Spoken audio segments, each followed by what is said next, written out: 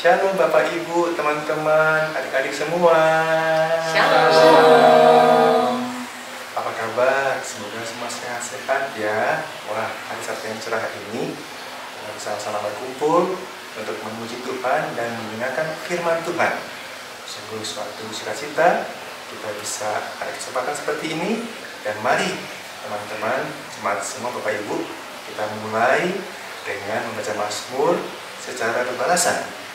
Dari Mazmur 62 ayat 2 sampai 3. Kita baca ya pembalasan.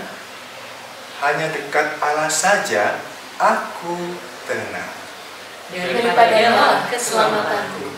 Hanya dialah gunung batuku dan keselamatanku. Kota bentengku, aku tidak akan goyah. Seperti pemazmur yang memuji Tuhan, karena Allah adalah kota benteng kita. Mari kita juga memuji Tuhan dengan penuh sukacita. Ku mau berjalan dengan juru selamatku. Ku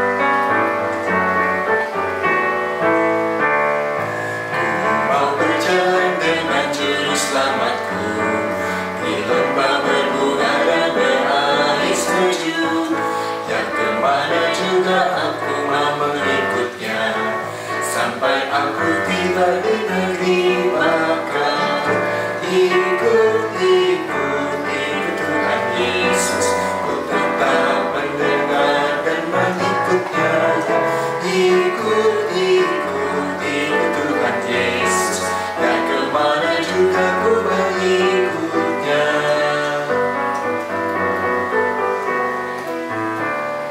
Ku mau berjalan dengan juru selamatku di lembah gelap di badai yang menyeru. Aku takkan takut di bahaya apapun, bila ku dibimbing tangan Tuhanku. Ikut Tuhan Yesus, ku tetap mendengar dan mengikutnya.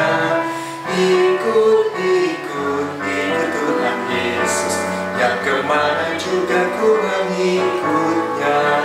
Yang kemana juga ku mengikutnya.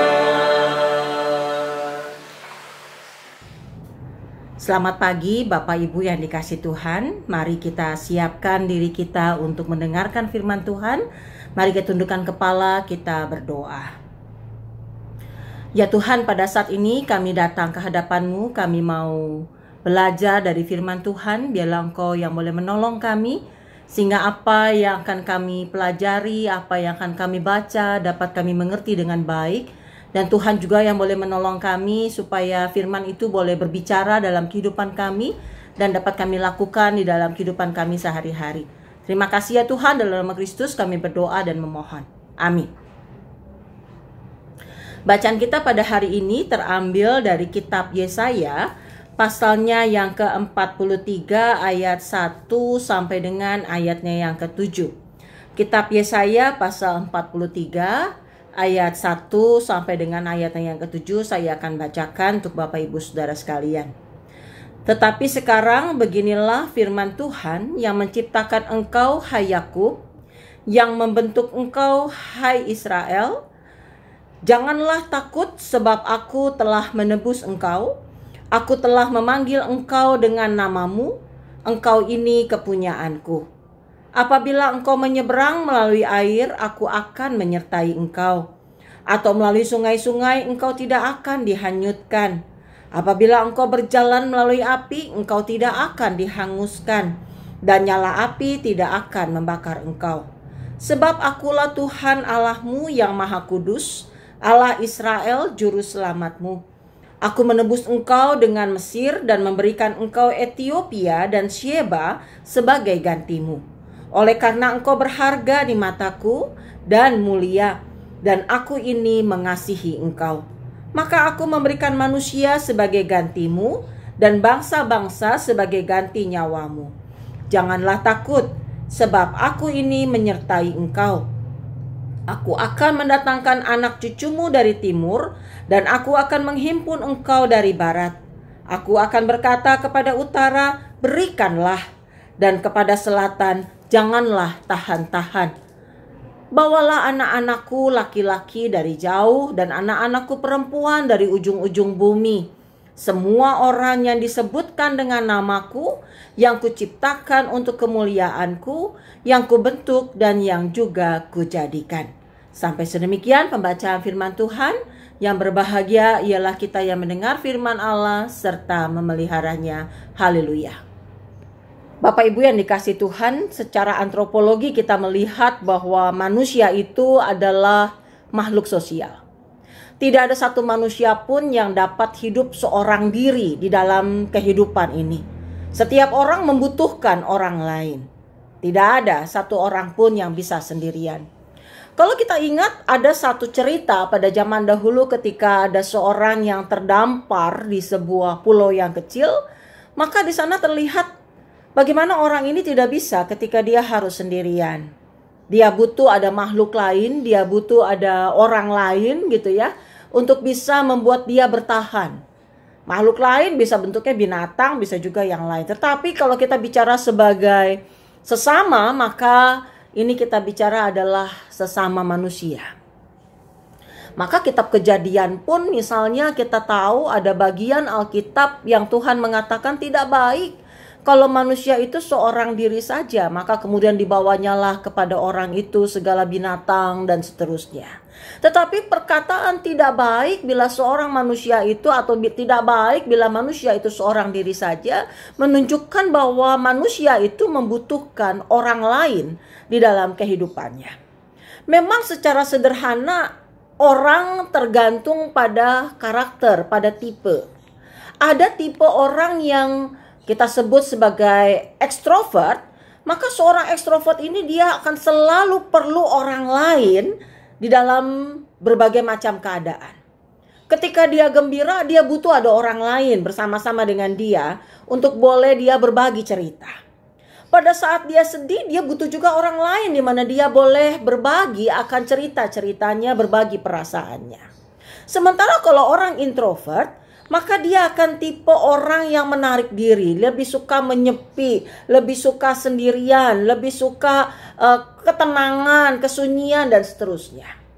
Memang ada tipe yang seperti itu. Tetapi pada kenyataannya sebenarnya adalah semua orang membutuhkan orang lain. Nah, kalau kita bicara soal kebutuhan akan orang lain, sebenarnya pada masa yang seperti apakah? Dalam keadaan yang seperti apakah kita merasa lonely, kita merasa kesepian, kita merasa kesendirian? Bapak Ibu yang dikasih Tuhan, kadang orang mengatakan kesepian itu adalah ketika tidak ada orang lain di sekitar kita. Padahal sebenarnya kesepian tidak melulu harus tidak ada orang lain di sekitar kita. Dalam keadaan yang ramai, begitu banyak orang pun kita bisa merasakan sebuah lonely, merasakan sebuah kesepian, merasakan sebuah kesendirian. Ya. Dan ini biasanya terjadi ketika kita merasa hidup kita itu sedang hancur. Kita merasa hidup kita sedang terpuruk. Maka ada istilah orang, aku adalah orang yang paling malang di dunia ini. Kenapa? Karena tidak ada orang lain yang mau mengerti aku. Tidak ada orang lain yang mau memahami aku. Merasa nelongso, merasa sendirian, merasa kesepian. Nah, dalam keadaan yang seperti ini biasanya apa yang kita lakukan? Kita seringkali mempertanyakan Tuhan. Tuhan, ada di manakah Engkau? Kenapa ketika aku berdoa Engkau tidak menjawab? Kenapa ketika aku membutuhkan-Mu Engkau tidak ada? Pertanyaannya, apakah betul saudara-saudara bahwa Tuhan tidak ada? Coba kalau kita perhatikan lagi bacaan kita tadi.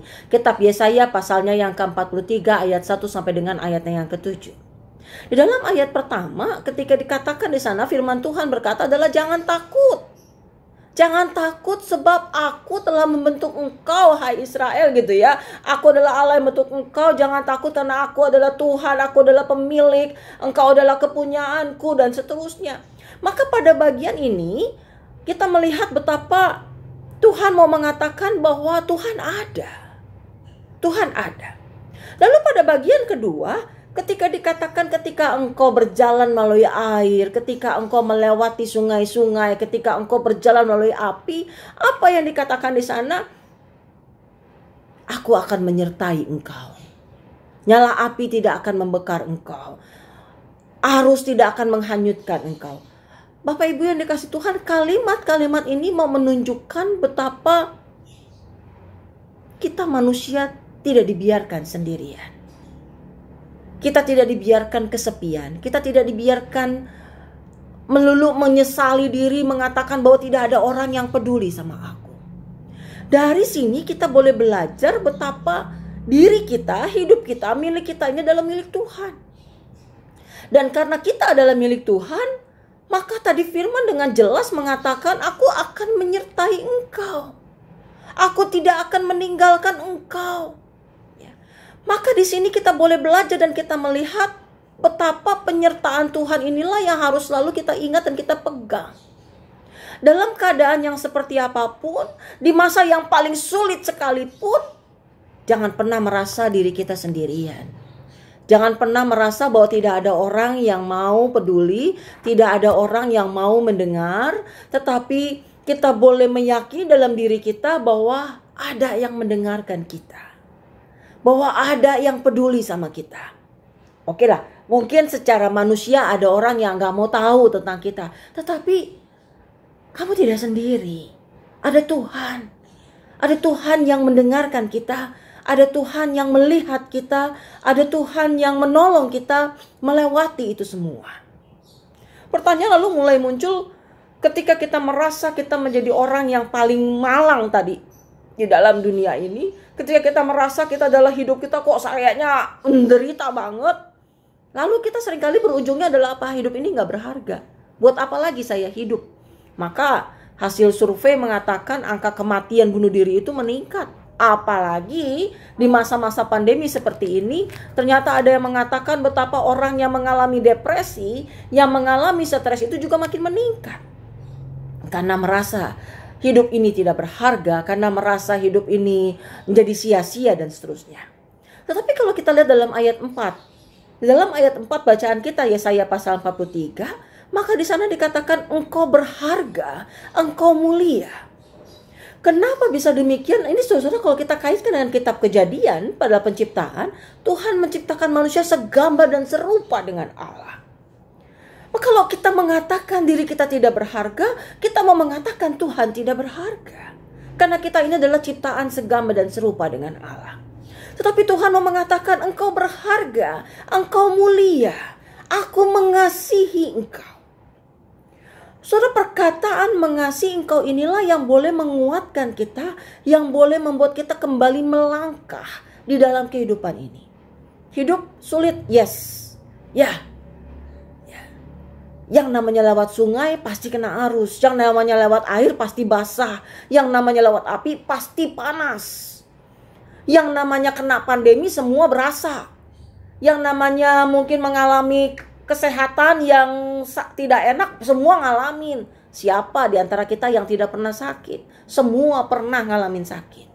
Tetapi biarlah kondisi yang tidak baik ini tidak membuat kita mengatakan bahwa hidup kita tidak berharga. Kondisi yang seperti apapun, biarlah kita boleh meyakini dalam hati kita, menaruh dalam pikiran kita, menaruh dalam seluruh kehidupan kita bahwa kita ini berharga di hadapan Tuhan. Maka dengan pengertian, dengan pemahaman, hidup kita berharga di dalam Tuhan, kita boleh meyakini bahwa Tuhan tidak membiarkan kita seorang diri. Bapak Ibu yang dikasih Tuhan, memang kadang dalam masa pandemi ini kita bisa melihat siapa yang teman, yang sungguh-sungguh sahabat, yang mau peduli sama kita, yang memang benar-benar care sama kita, perhatian sama kita, dan siapa yang tidak.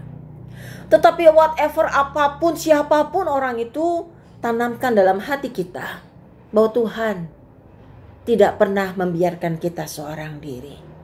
Ketika saya mengalami kesulitan dan saya tidak tahu saya mesti bicara dengan siapa, saya hanya bisa bicara sama Tuhan. Karena saya tahu Tuhan tidak membiarkan saya sendirian. Saya hanya bisa menangis kepada Tuhan. Saya berteriak kepada Tuhan. Dan saya berseru kepada Tuhan. Karena saya tahu saya berharga di mata Tuhan. Saya mulia dan saya dikasihi Tuhan. Dan karena keyakinan itulah saya tahu saya tidak sendirian di dalam dunia ini. Maka saya belajar untuk apa? Untuk menghargai kehidupan yang Tuhan anugerahkan. Belajar untuk menjadi teman bagi sesama kita. Belajar untuk menjadi sahabat buat sekitar kita. Tidak mudah, iya. Hidup tidak menjadi semakin mudah karena Tuhan mengasihi kita, karena kita berharga di mata Tuhan. Tapi kita boleh menjalani kehidupan yang sulit ini karena kita tahu Tuhan ada dan Dia menolong kita melewati segala sesuatunya. Biarlah ini yang boleh menjadi pegangan kita ketika kita melangkah di dalam kehidupan kita. Tuhan menyertai kita semua. Amin.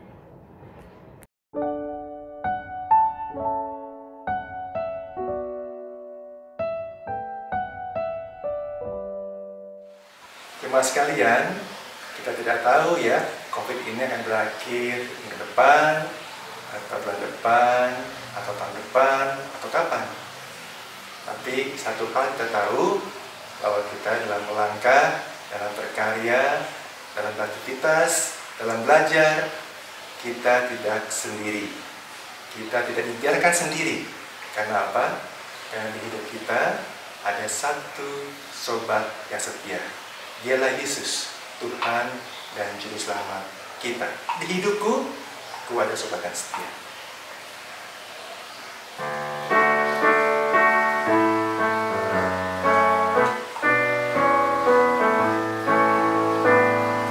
Di hidupku, ku ada sobat yang setia, yang senantiasa berjalan sertaku. Masa gelap dibuatnya terang ceria, itulah Yesus Juru Selamatku. Ku tak cemaskan jalan yang naik turun, lewat lembah dan gunung yang terjal, sebab Tuhan berjalanlah di sampingku, memimpinku ke negeri yang kekal.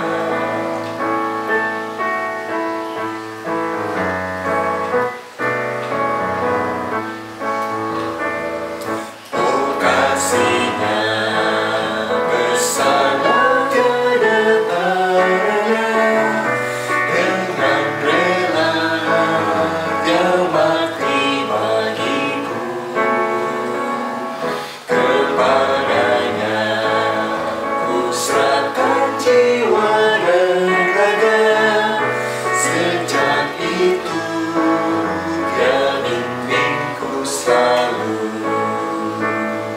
Ku tak cemaskan jalan yang naik turun, lewat lembah dan gunung yang terjal, sebab Tuhan berjalanlah di sampingku, memimpinku ke negeri yang kekal.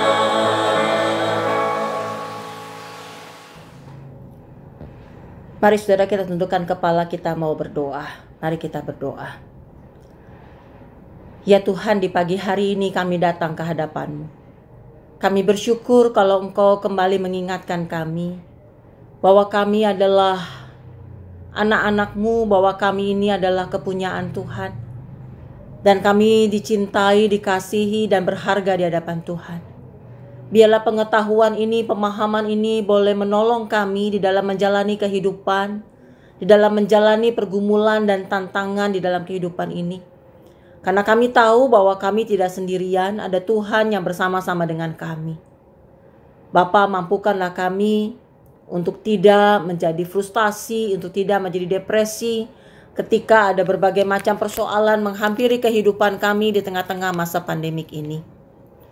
Kami teringat akan ada beberapa saudara kami, rekan kami yang harus mengalami sakit ketika mereka terkena virus, atau ketika mereka memang mengalami sakit dalam kehidupan ini dan mengalami kesulitan untuk bisa berobat. Tuhan, Kau yang boleh menolong, memberikan kekuatan, memberikan penyertaan, memberikan kepada mereka iman yang teguh di dalam Tuhan, sehingga saudara-saudara kami yang sakit ini boleh semakin hari semakin dikuatkan Tuhan, boleh semakin dipulihkan keadaannya. Bapa, Engkau juga yang boleh menyertai setiap keluarga yang menjaga, merawat. Berikanlah juga kepada mereka kekuatan dari Bapa, juga iman yang teguh di dalam mendampingi, di dalam merawat, menjaga orang-orang yang mereka kasihi di dalam keadaan sakit ini. Bapa, mampukanlah setiap kami, juga saudara-saudara kami yang sakit ini, agar kelemahan tubuh tidak menghalangi kami untuk tetap mengucap syukur kepada Allah. Kami ingin berdoa juga bagi setiap kami yang karena masa pandemik ini harus mengalami kesulitan karena kondisi keuangan yang mengalami persoalan. Ketika beberapa dari kami harus mengalami PHK, harus mengalami penurunan penghasilan yang cukup banyak, Tuhan tolong kami. Berikanlah kepada kami hikmat untuk bisa menata setiap berkat yang Tuhan berikan kepada kami.